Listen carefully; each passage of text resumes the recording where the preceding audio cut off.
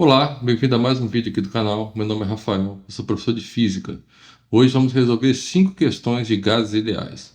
A ideia é que vocês, a partir dessas 5 questões, consigam entender bem os conceitos de gases ideais para poder resolver outras questões futuramente. Dentro dessas 5 questões, vamos resolver 2 questões que já caíram no Enem. Então, se você gosta dos vídeos aqui do canal, se inscreva, deixe seu like, compartilhe para mais conteúdos como esse.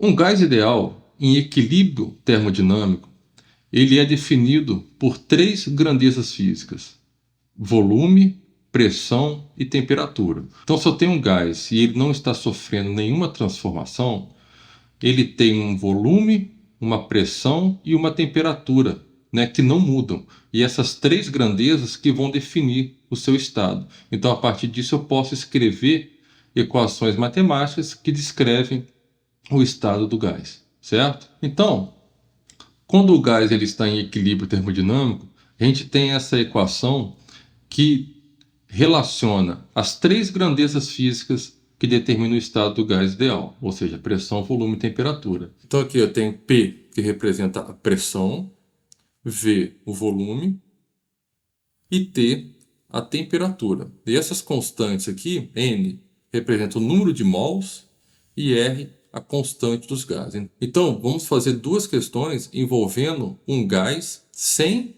estar sofrendo nenhuma transformação. Então, ele está em equilíbrio térmico, certo? E eu quero relacionar essas 3 grandezas físicas. É importante a gente lembrar que a temperatura aqui vai estar em Kelvin, tá? Que é a unidade de temperatura no sistema internacional. Exercício 1. 1 mol de um gás ideal está a uma pressão de 1 atm a 0 graus Celsius. Sendo a constante universal dos gases R igual a 0,082 atm litro mol Kelvin, determine o volume ocupado por esse gás. Então aqui eu tenho a pressão, 1 atm, a temperatura em graus Celsius, o número de mols, que ele fala que é 1 mol, e a constante está aqui. Então o que eu quero saber? Ele pede o volume ocupado. Então aqui eu tenho pressão, 1 atm, a temperatura 0 graus Celsius, mas a temperatura ela tem que estar em Kelvin. Então, convertendo para Kelvin, a gente tem que somar 273, né? Então, a temperatura em Kelvin vai ficar 0 mais 273. Ou seja, a temperatura é 273 kelvins. O número de mol ele está falando que é 1, né? 1 mol. E a constante dos gases é 0,082 atm litros por mol Kelvin. Então vamos analisar as unidades, olha só. Pelas unidades da constante, a pressão está em atm, aqui a minha pressão está em atm também. A temperatura está em Kelvin, a minha temperatura está em Kelvin também. Então o volume que eu vou encontrar vai estar em litros, tá? Então só substituir aqui e o que eu quero saber é o volume, certo? Então onde tem P eu vou colocar 1, o volume é o que eu quero saber. Aonde tem N eu vou colocar 1 também. Aonde tem R eu vou colocar 0,082. E aonde tem T eu vou colocar 273, certo? Então o volume que eu vou encontrar aqui é igual a aproximadamente 22,4 litros. Então é uma questão muito simples, né? Em que basta substituir tudo que eu tenho ali, o que sobra é o que eu quero saber, certo? Agora vamos resolver uma questão do Enem. Enem 2023. De acordo com a Constituição Federal, é competência dos municípios o gerenciamento dos serviços de limpeza e coleta dos resíduos urbanos, lixo. No entanto, há relatos de que parte desse lixo acaba sendo incinerado, liberando substâncias tóxicas para o ambiente e causando acidentes por explosões, principalmente quando ocorre a incineração de frascos de aerossóis, por exemplo, desodorantes, inseticidas e repelentes. A temperatura elevada provoca a vaporização de todo o conteúdo dentro desse tipo de frasco, aumentando a pressão em seu interior até culminar na explosão da embalagem. Suponha um frasco metálico de um aerossol de capacidade igual a 100 ml, contendo 0,1 mol de produtos gasosos a temperatura de 650 graus Celsius no momento da explosão. Considere R igual a 0,082 litros atm por mol Kelvin. A pressão em atm dentro do frasco no momento da explosão é mais próxima de. Então eu tenho o volume, né, que é a capacidade dele, está aqui, ó, 100 ml. O número de mol, 0,1 mol. O R está aqui. E a temperatura está aqui, também em graus Celsius. A gente tem que passar para Kelvin. Então vamos organizar aqui. Eu tenho o volume, 100 ml. Eu tenho o número de mols. Eu tenho a temperatura em graus Celsius. E eu tenho a constante R. Vamos analisar as unidades. Olha só. O volume, aqui na constante, está em litros. E aqui ele me dá em ml. Ou seja, eu tenho que passar esse volume aqui para litros. Como é que eu faço isso? Basta dividir por 1000. Então vai ficar 100 dividido por 1000, ou seja, o volume é igual a 0,1 litros. O número de mols está certo em mols. A temperatura aqui, ó, Kelvin, e aqui está em graus Celsius. Então vamos passar a temperatura para Kelvin. Eu tenho que somar 273. Então a temperatura é 923 kelvins. Ele quer saber a pressão. Então eu tenho todos os dados aqui, basta substituir na relação. Olha só. O volume está aqui. A unidade correta agora em litros. O número de mols está aqui. A temperatura agora correta na unidade Kelvin. E a constante está ali. Então vamos lá. P é o que eu quero saber. O volume, a gente viu que é 0,1. O número de mols também é 0,1. A constante, 0,082. E a temperatura, 923. Então, como eu tenho 0,1 dos dois lados da equação, multiplicando, eu posso cortar. Então, sobra só 0,082 vezes 923. Isso aqui é igual a 75,68 atm, certo? Então vamos analisar as opções que nós temos. Mais próxima de 76. Então uma questão muito simples que a gente só tem que ficar atento às unidades, tá? Sempre pega o R e segue as unidades da constante, tá bom? Agora, quando o gás sofre uma transformação, ele está em um estado de equilíbrio termodinâmico. E ele sofre uma transformação e vai para um outro estado de equilíbrio termodinâmico, ou seja, ele tem uma pressão, um volume e uma temperatura. E ele muda de estado. Pode mudar a pressão, o volume e a temperatura, dois deles, não importa. A gente tem que o produto da pressão vezes o volume e dividido pela temperatura é sempre o mesmo, não muda. Se eu não estou mudando o número de mols, esse valor fica sempre constante. Então aqui a gente vai representar como 1 o estado inicial e 2 o estado final. Então aqui eu tenho, ó, essa relação associada ao estado inicial e aqui o 2 associado ao estado final, ao outro estado que ele vai depois que ele sofre a transformação. Ele vai para um outro estado de equilíbrio, certo? Então, sempre que eu estiver falando de uma transformação num gás ideal, a gente pode usar essa relação. O que acontece? Essa é uma relação geral, onde eu posso mudar tanto a pressão, quanto o volume, quanto a temperatura. A gente tem 3 casos especiais. Uma transformação isobárica, que é aquela em que a pressão se mantém constante. Então, naquela relação anterior, olha só, se a pressão é constante, o P que eu tenho aqui antes da transformação é o mesmo P que eu tenho depois da transformação. Então eu posso cortar P com P e sobra somente V1T dividido por V2T.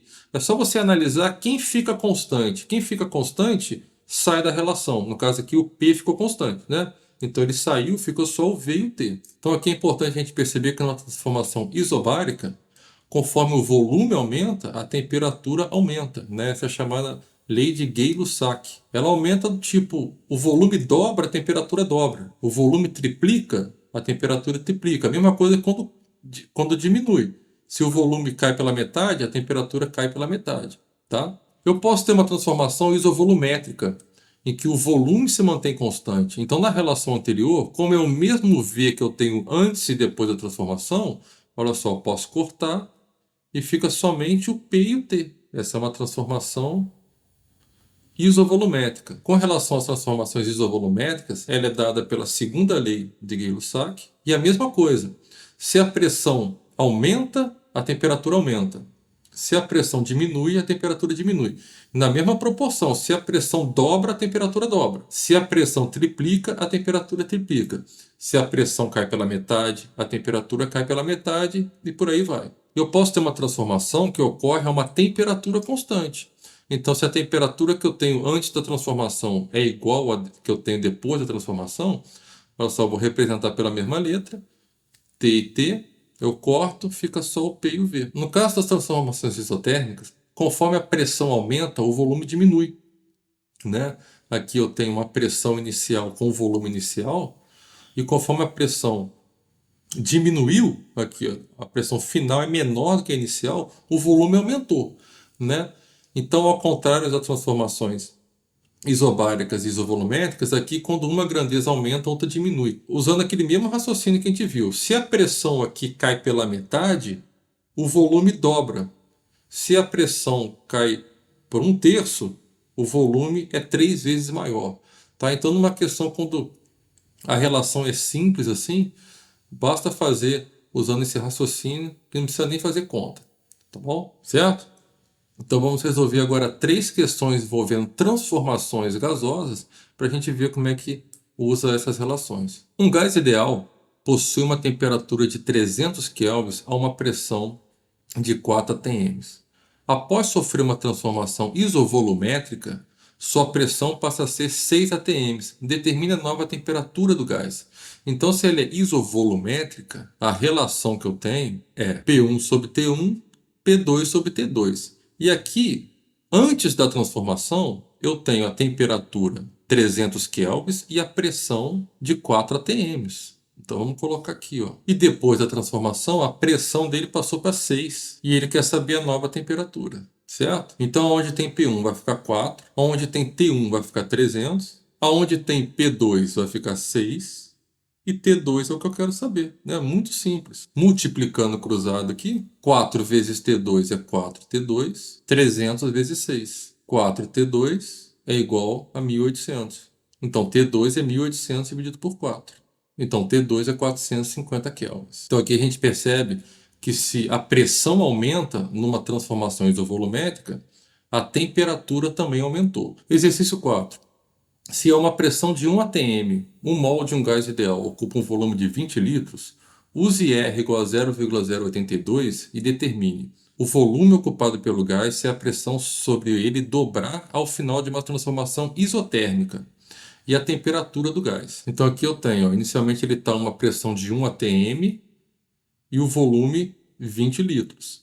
Eu dobro a pressão, vai para 2 atms. Qual vai ser o volume final? Como é uma transformação isotérmica, a gente vai simplesmente usar a relação representando o índice 1 para inicial e 2 para final. Então a pressão inicial é 1 e o volume inicial é 20. A pressão final dobrou, foi para 2. E o volume final é o que eu quero saber, né? 1 vezes 20, 20. 2 vezes V2, 2V2. Então, V2 é igual ao número que multiplicado por 2 que dá 20, é 10, né? Então, 20 dividido por 2, 10 litros. Então, a gente repara que numa transformação isotérmica, conforme a pressão aumenta, o volume diminui. A pressão dobrou, o volume caiu pela metade, né? Se você entende isso, não precisa nem fazer os cálculos, basta pelo raciocínio fazer, tá? Na B, ele pergunta a temperatura. Então agora, para saber a temperatura, num estado de equilíbrio termodinâmico, a gente usa a relação PV igual a nRT. Ah, mas quais valores de pressão e volume eu vou usar? Não importa. Por quê? Porque é uma transformação isotérmica. Eu tenho uma temperatura, nesse outro estado aqui, eu mantenho a mesma temperatura. Então, eu posso escolher a pressão como 1 atm e o volume 20. Pelo enunciado, o número de mols é 1 e a constante é 0,082 T. Certo? Então, 1 vezes 20 é 20. 1 vezes 0,082 é 0,082 T. Então, A temperatura é 20 dividido por 0,082. Então, a temperatura fica 243,9 Kelvin. Então, novamente, sempre se atentar às unidades do R. Ó. Pressão em atm, volume em litros, mol e a temperatura em Kelvin. Certo? Então, agora vamos resolver uma questão do Enem 2017. Exercício 5. O estado de qualquer substância gasosa é determinado pela medida de 3 grandezas: volume, pressão e temperatura dessa substância. Para os chamados gases ideais, o valor do quociente PV sobre T é sempre constante. Considere um reservatório que está cheio de um gás ideal. Sem vazar o gás, realiza-se uma compressão do reservatório, reduzindo seu volume à metade. Ao mesmo tempo, uma fonte de calor faz a temperatura do gás ser quadriplicada. Considere P0 e P1, respectivamente, os valores da pressão do gás no reservatório antes e depois do procedimento descrito. A relação entre P0 e P1 é: alternativa A, P1 igual a P0 dividido por 8, B, P1 igual a P0 dividido por 2, C, P1 igual a P0, D, P1 igual a 2P0 e E, P1 igual a 8P0. Antes da transformação, eu tenho P0, né, as 3 grandezas físicas que determinam o estado de um gás ideal: P0, T0 e V0.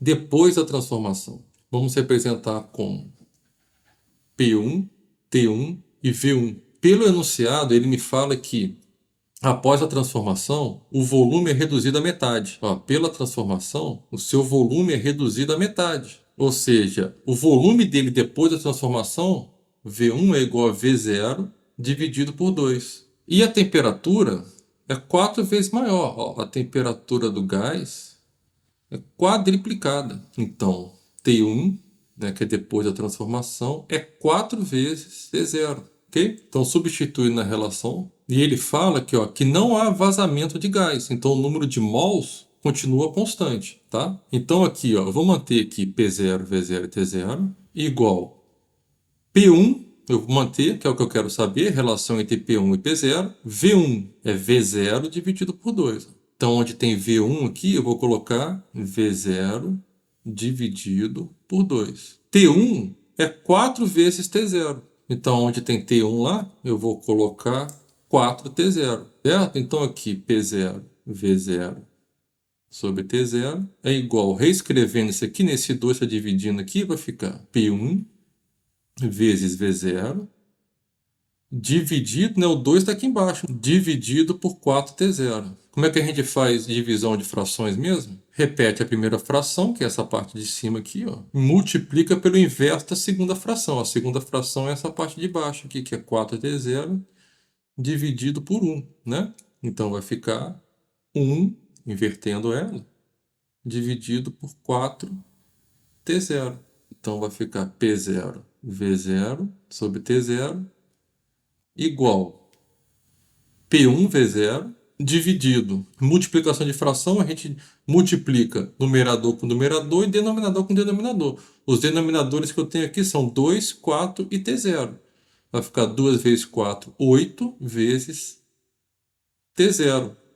Como eu tenho uma igualdade e esses valores estão todos multiplicando, eu posso cortar o que tem igual de um lado e do outro, V0, V0, T0 com T0. Então, sobra o quê? P0 igual a P1 dividido por 8, certo? Então, essa é a relação entre P0 e P1. Multiplicando cruzado aqui, a gente pode escrever que P1 é igual a 8 vezes P0. Né? Só passei esse 8 aqui, ó, multiplicando. Porque ele quer o P1 primeiro. Né? Então, analisando as respostas aqui, ó, a alternativa é P1 é igual a 8P0. Uma questão simples, né? Basta entender os conceitos de transformações em um gás ideal. Ok? Então é isso. Espero que com essas 5 questões vocês tenham entendido os conceitos de gases ideais e consigam resolver todas as outras questões que vocês se depararem aí, né, desse assunto de gases ideais. Então, se inscreva no canal, compartilhe, deixe seu like para mais conteúdos como esse. Um abraço e até a próxima.